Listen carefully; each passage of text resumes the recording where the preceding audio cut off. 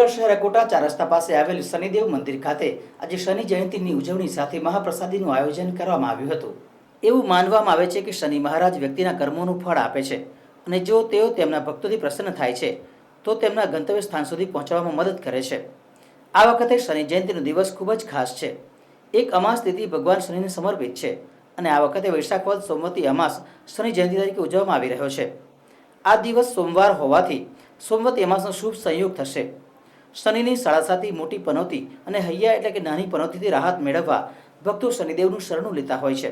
ત્યારે વડોદરા શહેર અકોટા ચાર રસ્તા પાસે આવેલ શનિ મંદિર ખાતે શનિ જયંતિ નિમિત્તે મોટી સંખ્યામાં ભક્તો દ્વારા શનિ મહારાજને સરસિયાનું તેલ અને અડદની દાળ અર્પણ કરવામાં આવ્યા હતા અને મોટી સંખ્યામાં ભક્તોએ શનિ મહારાજના દર્શન કરી દુઃખ દર્દ દૂર કરવાની પ્રાર્થના કરી હતી। શનિ મંદિર ખાતે મહાપ્રસાદીનું આયોજન કરવામાં આવ્યું છે। આ પ્રસંગે શનિ મંદિરને ફૂલોથી શણગારવામાં આવ્યું છે।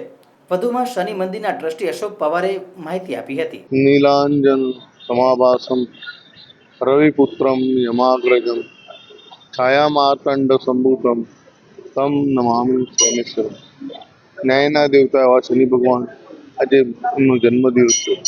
જન્મદિવસ નિમિત્તે બદામડી બાગ શનિ મંદિરે ખાસ અમને કેકનું આયોજન કરવામાં છે। કેક કાપીને બર્થડે મનાવ્યો છે।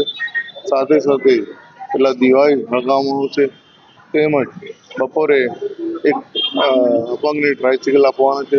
સાથે સાથે સાંજે લગભગ 15 થી 20 હજાર માણસનો જમણવાર છે અને બધાને ખાસ વિનંતી છે કે જમણવાર જમવા પ્રસાદ લેવા પધારે।